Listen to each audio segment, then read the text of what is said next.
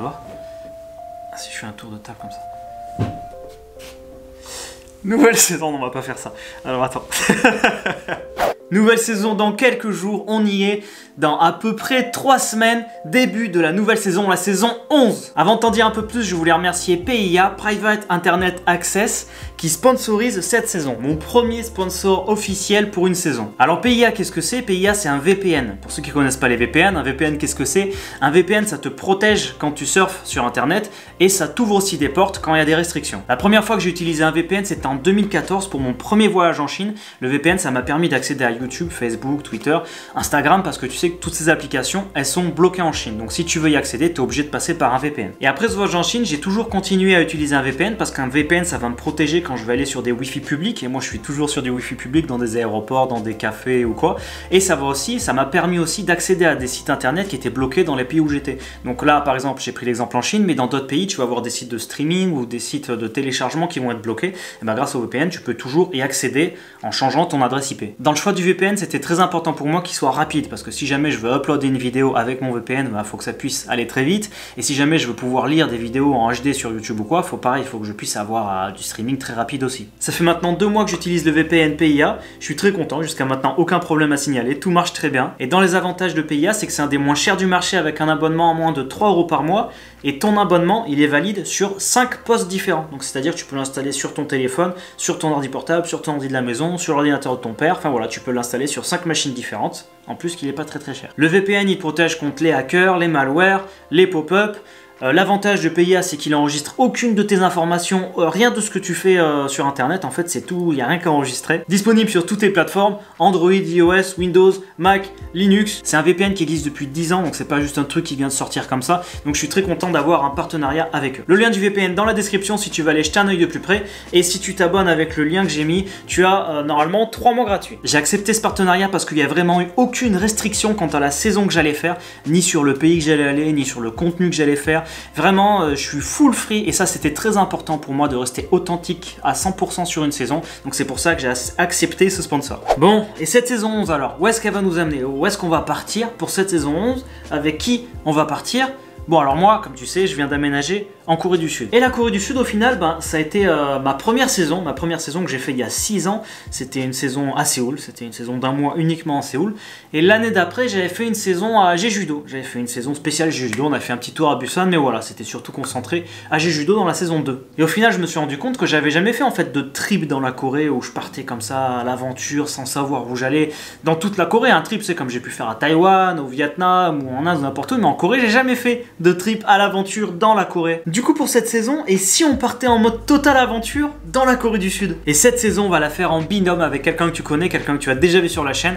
On va partir avec Jack de The Korean Dream. Bon, je pense pas que j'ai besoin de te le présenter, j'ai déjà fait plusieurs vidéos avec lui, celle où j'interviewe des Coréens, savoir s'ils connaissent la France, celle où on part dans le sud de la Corée, à Yosu, voilà, c'est une petite vidéo très sympa d'ailleurs, c'est un petit endroit très sympa de la Corée. Dans cette saison, je veux vraiment faire tous les recoins du pays avec une immersion maximum. C'est le premier pays que je pars depuis 6 ans où je parle la langue du pays. Bon, un petit peu, mon level de coréen il est pas ouf, mais je pourrais communiquer avec les gens. Et Jack, lui, parle très bien coréen.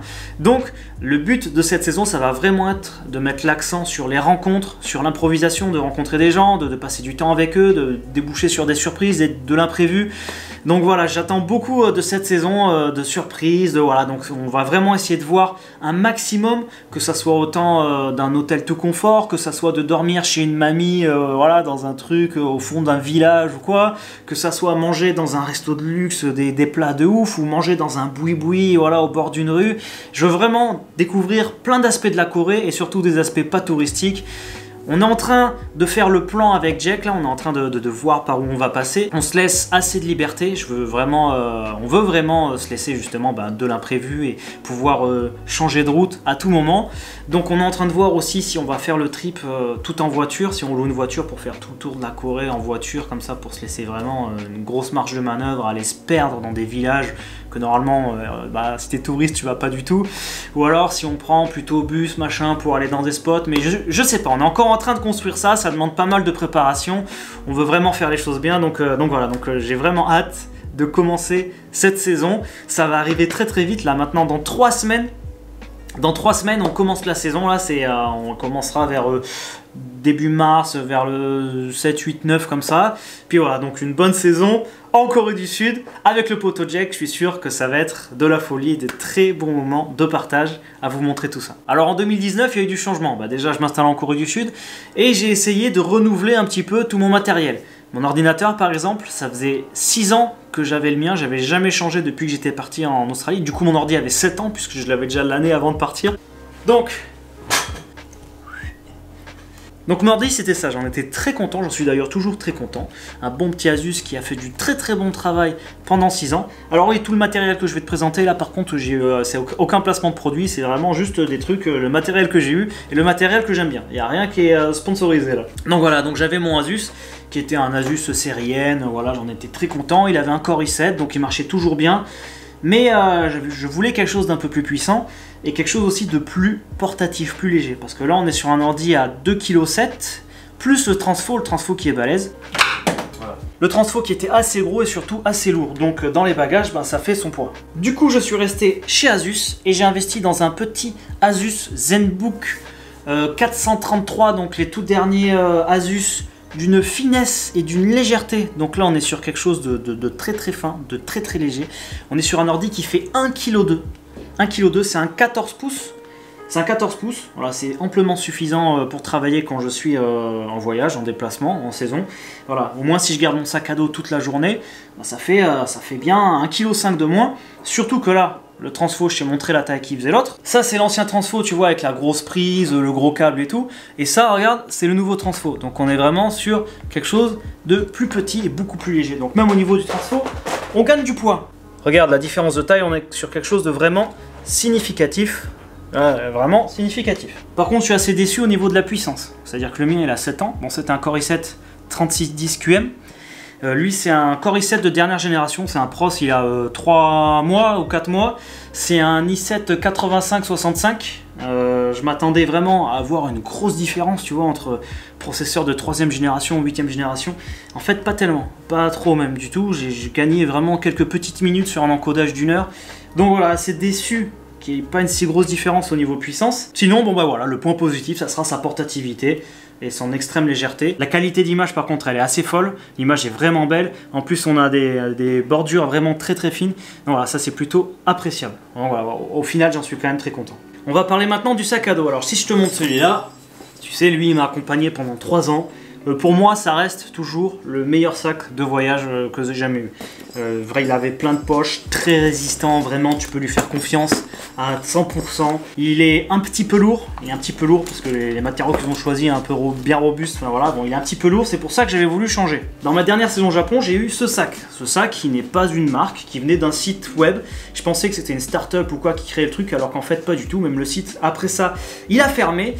Au niveau du design et de la taille, c'était vraiment ce que je recherchais, un truc pas très gros, léger, mais par contre au niveau des finitions, alors là c'était pas possible. Les bretelles ils ont craqué, j'ai des coutures qui ont sauté un peu partout, donc le sac il a pas tenu du tout le rythme de la saison. Donc maintenant je sais que si jamais je dois prendre un sac, j'hésiterai pas à mettre un peu plus de sous et à prendre vraiment de la marque et pas acheter un truc comme ça qui sort de nulle part, que je sais pas ce que c'est. Donc voilà. Du coup, j'ai rechangé de sac. Je sais pas si on a cette marque en France, la marque Descente. Ici en Corée du Sud, les boutiques Descente, on en voit de partout. Il y a vraiment plein de boutiques Descente. C'est une marque de randonnée, de montagne, de trucs comme ça. Et c'est un truc comme Adidas ou Nike, tu vois. Et voilà, et donc bref, j'ai acheté ce sac. Important. Donc j'en suis très content. Tu vas voir, j'ai fait des vidéos là. Je suis allé au Japon il n'y a pas longtemps. C'est pour ça que j'ai pas sorti beaucoup de vidéos. J'ai fait plein de trucs là entre temps. Donc là je suis allé au Japon, je m'en suis servi. Et les prochaines vidéos que tu vas voir, c'est 2 petites vidéos que j'ai fait au Japon. Je suis parti faire un petit trip avec Jack, où j'ai utilisé ma nouvelle caméra aussi. Mais attends, je finis les sacs là d'abord. Donc voilà, ce sac j'en suis très content. Très important pour moi maintenant, très important dans un sac de voyage, ce que mon clé ne faisait pas, c'est que tu peux l'ouvrir comme ça, entièrement, et avoir accès à toutes tes affaires sans que ça soit juste sur le dessus et devoir chercher quand il y a un truc au fond et tout.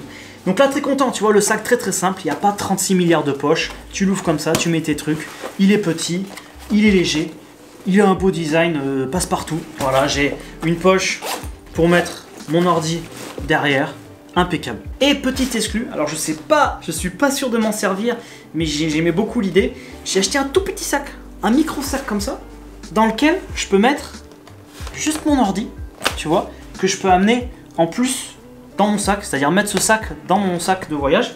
Si j'ai suffisamment de place, le mettre dans le sac de voyage avec mes affaires. Parce que ça m'est arrivé de dormir dans des guest house ou des logements un peu douteux et pas avoir trop confiance et à chaque fois trouver une planque pour mettre mon ordi sur un placard ou sous un meuble ou un truc. Parce que j'ai tout dedans, j'ai tout dans mon ordi, c'est mon outil de travail aussi. Si je me fais piquer l'ordi ou quoi, il n'y a pas de vidéo le soir. Donc voilà, à chaque fois, des fois, enfin pas à chaque fois, mais des fois j'ai dormi dans des trucs où je me disais bon quand même je sais pas trop. Et bah dans ce cas là, tu vois, si j'ai ce petit sac et mon ordi qui pèse 1,2 kg, bah je fais juste mon ordi et je peux mettre ça sur le dos et là, pas de problème, je peux me trimballer toute la journée sans que ça soit un poids gênant ou quoi. Donc voilà, je pense que ça peut être une bonne idée, ça peut être utilisable suivant ce que je vais faire. Et pour la caméra maintenant, j'ai investi dans une nouvelle caméra. Donc l'image que tu vois là, c'est filmé avec la nouvelle caméra. Parce que regarde, le G7X, il est là. Donc ça, c'est un G7X que j'ai racheté quand je suis rentré en France. Donc c'est un G7X que j'ai pris d'occasion, puisque le mien avec le point noir, là, j'ai pas réussi à le nettoyer, c'était pas possible. Donc voilà, donc j'ai racheté un G7X, mais j'ai quand même voulu passer sur autre chose pour tester des choses nouvelles. Et donc j'ai acheté une nouvelle caméra, le Canon M50. Donc Canon M50, c'est bien, tu peux lui mettre un micro, tout ça. J'ai eu l'occasion de bien tester ce Canon M50, puisque là justement j'ai fait un petit trip avec Jack au Japon, c'est les 2 prochaines vidéos que tu vas voir, et j'ai entièrement filmé avec ce Canon. Avantages et inconvénients de cette caméra, on va commencer par les avantages. Avantage, ce que j'aime bien, c'est le wide angle, c'est-à-dire, tu vois, c'est beaucoup plus wide que l'image avec du Canon G7X. Le focus de la caméra, tu sais, sur le G7X, c'est un peu le problème du G7X, le focus, il se fait assez lentement, donc des fois on est net, après on passe flou, et puis des fois, voilà, c'est pas stable, alors que sur le M50, c'est vraiment très rapide, tu vois, je peux partir hors champ, je peux revenir, je peux m'avancer, je peux rester un petit peu, je recule, et donc voilà, on a vraiment toujours l'image qui est nette, donc ça c'est très bien. Le micro, alors ça c'est kiff. Si je suis face à la caméra, le son est clairement meilleur que le G7X, c'est-à-dire quand je suis face à la caméra dehors, on m'entend limpidement, très bien. Par contre, il y a un gros défaut, c'est que si je suis dos à la caméra, là c'est un micro en fait directionnel, donc il capte très bien les sons de devant. Et moi ce que j'aime bien faire des fois, c'est avoir le G7X, vous filmer un truc et commenter ce que je vois en même temps. Et ça, je peux pas le faire avec le M50. Je suis toujours obligé, si je veux dire un truc, d'être face à la caméra avec le micro. Et ça m'embête beaucoup parce que j'ai pas tout le temps envie d'être devant la caméra pour devoir dire des trucs. J'ai envie des fois juste de vous montrer quelque chose et de parler en fond et de pas être obligé d'être tout le temps devant la caméra. Là, tu vois, je passe derrière la caméra. Et bon, là, on est dans une pièce, donc peut-être que le son va se refléter, mais déjà, tu vas voir qu'on entend beaucoup moins bien. Un point positif, c'est l'autonomie de la batterie. Une batterie sur le M50 dure beaucoup plus longtemps que sur le G7X. Autre point positif, le zoom. Là, je peux vraiment zoomer très rapidement. Là, tu vois, quand je filme et que je veux zoomer, c'est électronique que ça se fait, donc le truc il bouge, donc ça bouge doucement, ça va zoomer tout doucement. Alors que là, tu vois, si je suis en train de filmer, je peux vraiment bouger très rapidement le zoom et faire des effets plus sympas.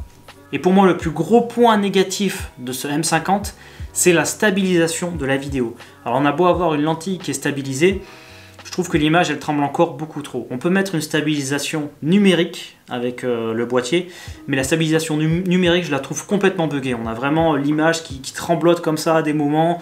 La stabilisation numérique c'est une catastrophe sur le M50. Alors que pourtant sur le G7X, la stabilisation elle est vraiment bien. Je trouve que l'image est bien stabilisée. Je peux marcher comme ça en tenant la caméra et ça va être nickel.